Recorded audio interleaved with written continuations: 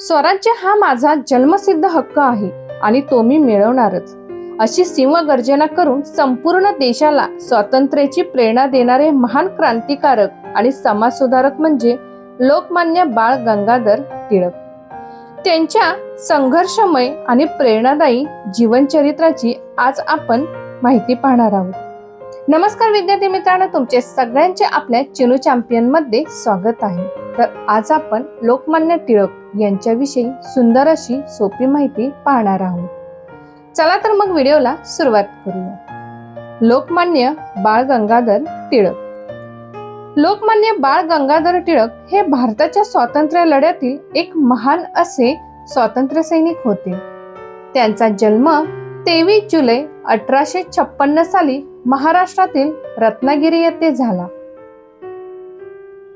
त्यांचे पूर्ण नाव बाळ गंगाधर टिळक होते। त्यांच्या वडिलांचे नाव गंगाधर पंत टिळक आणि आईचे नाव पार्वतीबाई होते। लोकमान्य टिळक हे लहानपणापासून खूप धाडसी आणि बुद्धिमानी होते। त्यांना शिक्षणाची खूप आवड होती।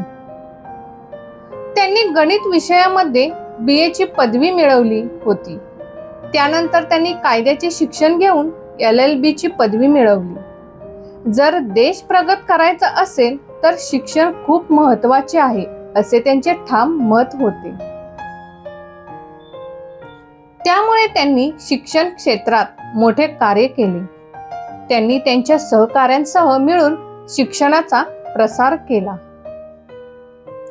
लोकमान्य टिळक हे उत्तम पत्रकार आणि लेखकही होते। त्यांनी केसरी आणि मराठा हे 2 वृत्तपत्रे सुरू केली। केसरी हे वृत्तपत्र मराठीतून आणि मराठा हे वृत्तपत्र इंग्रजीमधून सुरू केले।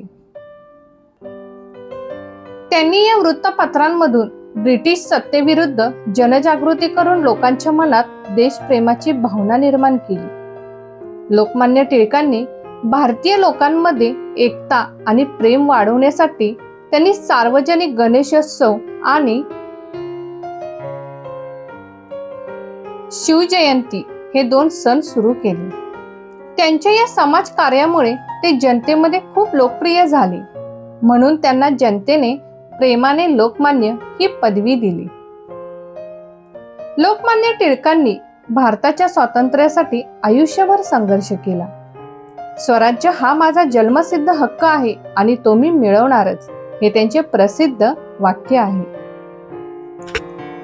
स्वातंत्र्य लढ्यातील त्यांच्या कार्यामुळे त्यांना ब्रिटिश सरकारकडून तुरुंगवासही भोगावा लागला। त्यांनी तुरुंगात असताना भगवद्गीता हा पवित्र आणि प्रसिद्ध ग्रंथ लिहिला। लोकमान्य टिळकांनी आपले संपूर्ण जीवन देशाच्या सेवेसाठी समर्पित केले। लोकमान्य टिळकांचा मृत्यू 1 ऑगस्ट 1920 साली झाला। भारताच्या इतिहासामध्ये लोकमान्य टिळकांचे नाव सदैव आदराने घेतले जाते। भारताच्या स्वातंत्र्यासाठी आपले संपूर्ण जीवन समर्पित करणाऱ्या या महान देशभक्ताला माझे मनापासून कोटी कोटी प्रणाम। जय हिंद, जय भारत। तर विद्यार्थी मित्रांनो, लोकमान्य टिळकांचे संपूर्ण आयुष्य स्वातंत्र्यासाठी समर्पित होते। त्यांचे विचार आजही आपल्याला प्रेरणा देतात। तर ही माहिती तुम्हाला आवडली असेल तर व्हिडिओला लाईक करा, तुमच्या मित्रमैत्रिणींना शेअर करा आणि अशा शैक्षणिक व प्रेरणादायी व्हिडिओसाठी आपल्या चॅनेलला नक्की सबस्क्राईब करा। भेटूया पुढील अशा सुंदर निबंधामध्ये। धन्यवाद। जय हिंद, जय भारत।